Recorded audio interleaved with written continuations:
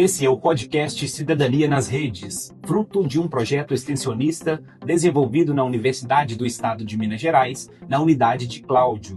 Eu sou Tiago Góes, discente do curso de Direito.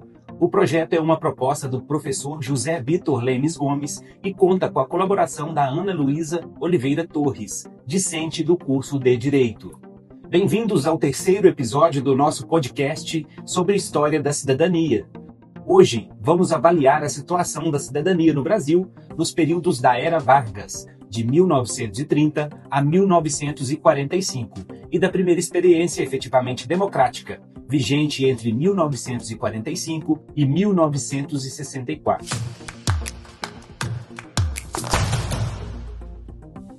Olá, eu sou o professor José Vitor. Hoje trataremos de um período central da história política e social brasileira. O primeiro governo Vargas, que se estendeu de 1930 a 1945. Esse período é fundamental porque nele se estruturam as bases do Estado moderno brasileiro, especialmente no campo dos direitos sociais. Comecemos pelos direitos civis. Embora as constituições do período, inclusive a de 1937, de caráter ditatorial, mencionassem direitos civis, na prática, sua efetividade foi bastante precária. Durante a ditadura do Estado Novo, entre 1937 e 45, por exemplo, liberdades como a de expressão e de organização foram severamente restringidas. O governo Vargas permitiu a criação de sindicatos, mas dentro de um modelo corporativo, em que toda a estrutura estava vinculada e controlada pelo Estado, retirando dos sindicatos a autonomia real. Professor, isso significa que, mesmo existindo uma previsão formal desses direitos, eles não eram garantidos ao cidadão comum? Exatamente. Havia uma clara dissociação entre a letra da lei e a realidade vivida. Os direitos civis existiam no papel, mas estavam suspensos ou eram seletivamente aplicados. O período ditatorial conhecido como Estado Novo, que vigorou de 1937 a 45, tratou-se de uma ditadura severa, com censura e casos de tortura. Professor, o que se pode dizer sobre os direitos políticos nesse período? O período foi marcado por instabilidade e alternância entre experiências democráticas e autoritárias. A fase revolucionária inicial culminou na Constituição de 1934, que trouxe avanços, como a inclusão do direito ao voto para as mulheres. Outro marco foi a introdução do voto secreto e a criação da Justiça Eleitoral em 1933, ambos destinados a reduzir fraudes e ampliar a legitimidade do processo eleitoral. Então podemos afirmar que houve avanços políticos, mas que eles foram interrompidos pelo Estado Novo? Precisamente. Em 1937, Vargas, apoiado pelos militares, promoveu um golpe que instaurou o Estado Novo.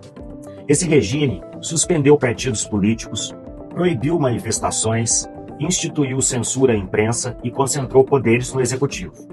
As Forças Armadas assumiram um papel tutelar sobre a nação, defendendo um projeto de modernização conservadora, que excluía tanto a velha prática do coronelismo da Primeira República, quanto as propostas revolucionárias dos tenentes. E quanto aos direitos sociais, o que ocorreu nesse período? Encontramos avanços mais significativos no campo dos direitos sociais.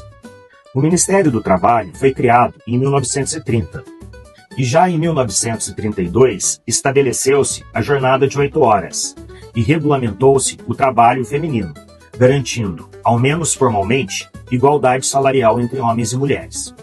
A Constituição de 34 previu o salário mínimo, formalizado em 1940, e a Justiça do Trabalho, que entrou em funcionamento em 1941. Em 1943, a Consolidação das Leis do Trabalho, a CLT, reuniu todas as normas trabalhistas e sindicais, configurando um marco duradouro nas relações entre patrões, empregados e Estado. Esses avanços são de grande importância, pois sinalizam a instituição da legislação trabalhista inexistente até então. Professor, e quanto à Previdência, houve também avanços nesse campo? Sim, a partir de 1933, foram criados os Institutos de Aposentadoria e Pensão, os IAPs, que se organizavam por categorias profissionais, como bancários, marítimos e industriários. Essa mudança ampliou e sistematizou os mecanismos previdenciários. No entanto, é preciso observar que tais benefícios não eram universais. Trabalhadores rurais, domésticos e autônomos ficavam de fora, o que revela a seletividade dessas políticas. Seria nesse contexto que se aplica a noção de cidadania regulada? Muito bem lembrado. A expressão cidadania regulada, formulada por Vanderlei Guilherme dos Santos, descreve com precisão essa realidade. Os direitos sociais eram concebidos como privilégios e não como direitos universais. Apenas categorias integradas ao sistema sindical corporativo, controlado pelo Estado, eram contempladas. A legislação trabalhista era o conjunto de direitos sociais que fundamentava a cidadania, mas se tratava de uma cidadania regulada, pois só eram de fato cidadãos aqueles trabalhadores vinculados a um sindicato regulado pelo Estado. Por fim, cabe destacar a influência positivista na concepção de Vargas. O Estado era visto como mediador das relações entre capital e trabalho, devendo garantir harmonia e cooperação entre as classes. Os sindicatos, nesse sentido, não representavam os interesses de uma classe contra a outra, mas funcionavam como instrumento de colaboração dentro de um sistema de corporativismo estatal. Então podemos concluir que, apesar dos avanços sociais, o período foi marcado por uma cidadania limitada e por forte centralização estatal? Exatamente. O legado do primeiro governo Vargas é ambíguo. Ao mesmo tempo em que introduziu direitos sociais fundamentais e estruturou a legislação trabalhista, restringiu liberdades civis e políticas, consolidando um modelo de cidadania tutelada pelo Estado. Apesar disso, tratou-se de um período muito importante, pois a legislação trabalhista significou um avanço sem precedentes em um país que, 50 anos antes, ainda mantinha a escravidão. É importante destacar que, no âmbito da legislação trabalhista, ainda foi estabelecida a jornada de trabalho de 8 horas, a carteira de trabalho e o direito a férias. Portanto, vamos avaliar o período de 1945 a 1946, quando ocorreu a primeira experiência efetivamente democrática no Brasil. O que pode ser falado sobre esse período, professor? Esse período se inicia com o fim do Estado Novo, em 1945, e vai até o golpe militar de 64. Esse intervalo pode ser identificado como a primeira experiência democrática mais efetiva da história do Brasil até então. Ele começa com as eleições presidenciais de 45, vencidas pelo general Eurico Gaspar Dutra, e com a promulgação da Constituição de 46. É importante notar que esse processo foi favorecido também pelo contexto internacional, já que ao término da Segunda Guerra Mundial, houve uma valorização da democracia representativa em diversas partes do mundo. Professor, a Constituição de 1946 trouxe mudanças significativas no campo dos direitos políticos? Sim, ela foi decisiva. O voto tornou-se obrigatório, secreto e direto para todos os cidadãos maiores de 18 anos, tanto homens quanto mulheres. Porém, a exclusão dos analfabetos permaneceu, o que foi uma limitação importante, considerando que mais da metade da população ainda era analfabeta em 1950. Também, os soldados das Forças Armadas não tinham direito ao voto. Em 1963, uma decisão do Tribunal Superior Eleitoral restringiu ainda mais a participação política ao proibir a eleição de suboficiais e sargentos. Independente disso, o Brasil viveu um ambiente de liberdade política, com imprensa livre, eleições regulares e pluralidade partidária.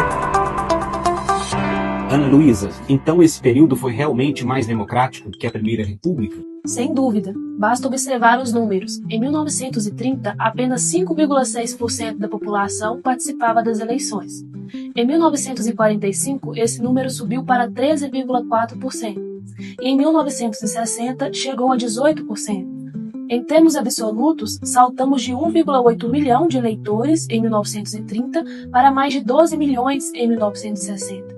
Além disso, pesquisas do IBOPE realizadas em 1964 mostraram que 64% da população urbana possuía preferência partidária, o que demonstra que a maioria acreditava no sistema representativo. Partidos como o PTB, a UDN e o PSD se destacavam nesse cenário. E quanto aos direitos sociais, houve a mesma evolução? Aqui a situação foi bem mais modesta. As greves, por exemplo, só eram legais se autorizadas pela Justiça do Trabalho, o que limitava a autonomia sindical.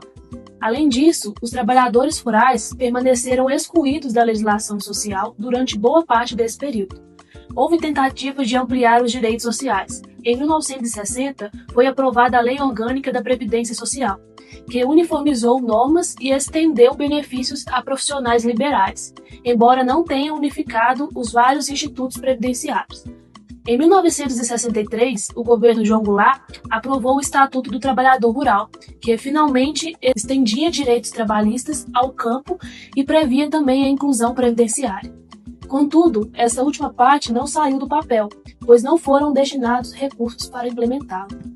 Ou seja, podemos dizer que a cidadania social continuava bastante restrita? Exatamente. Embora tenha ocorrido avanços, como a ampliação da cobertura previdenciária e a tentativa de incluir os trabalhadores rurais, muitos grupos ainda estavam excluídos: os autônomos, os empregados domésticos e, em grande medida, a população rural.